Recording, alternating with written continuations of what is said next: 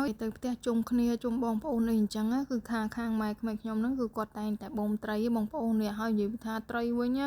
បូមមកលើណាក៏ដោយគឺថាបានច្រើនតែម្ដងបងប្អូនហើយត្រីថ្ងៃនេះដែរគឺបានគ្រប់មុខហ្មងមានដែងមានផ្ទក់មានត្រីកធមានអីអញ្ចឹងមានត្រីក្រាញ់មានអីនិយាយថា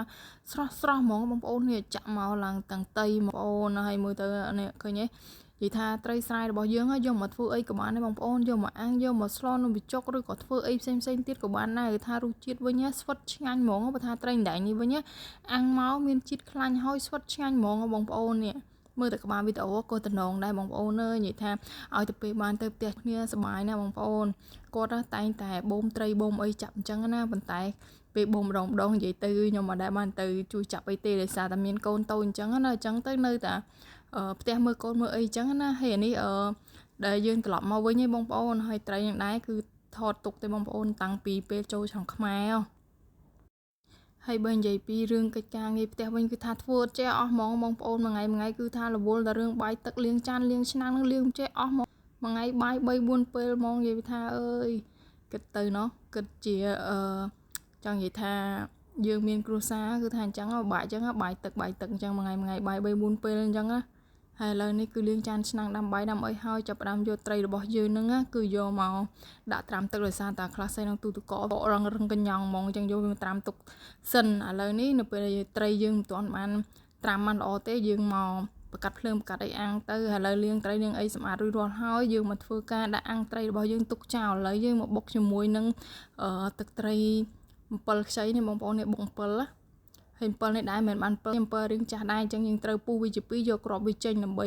យើងបុកទៅគឺវាឆាប់បែកម៉ត់ល្អអញ្ចឹងណាហើយទឹកត្រី7នឹងដែរគឺមានដូចជាខ្ទឹមសម្ទេសហើយនឹង7បងប្អូនបុក7ខ្ចីអញ្ចឹងជ្រលក់ជាមួយត្រីអាំងគឺថាមានជាតិឆ្ងាញ់តែម្ដងបងប្អូនត្រីដែងទុនអាំងអញ្ចឹងគឺមានជាតិខ្លាញ់តិចអញ្ចឹងឆ្ងាញ់ស្វិតសាច់វិញស្វិតហើយជាមួយនឹង7ខ្ចីយើងបុកទៀតគឺថាឆ្ងាញ់មានជាតិតែម្ដងបងប្អូនហើយនេះមើលទៅឡើងខ្លាញ់នៅលើបលងតំណជាមួយនឹងម្ទេសបុក7ហ្នឹងគឺថាហិលជូរទៀតឆ្ងាញ់មែនតើតោះឥឡូវនេះយើងមកញ៉ាំបាយទាំងអស់គ្នាបងប្អូន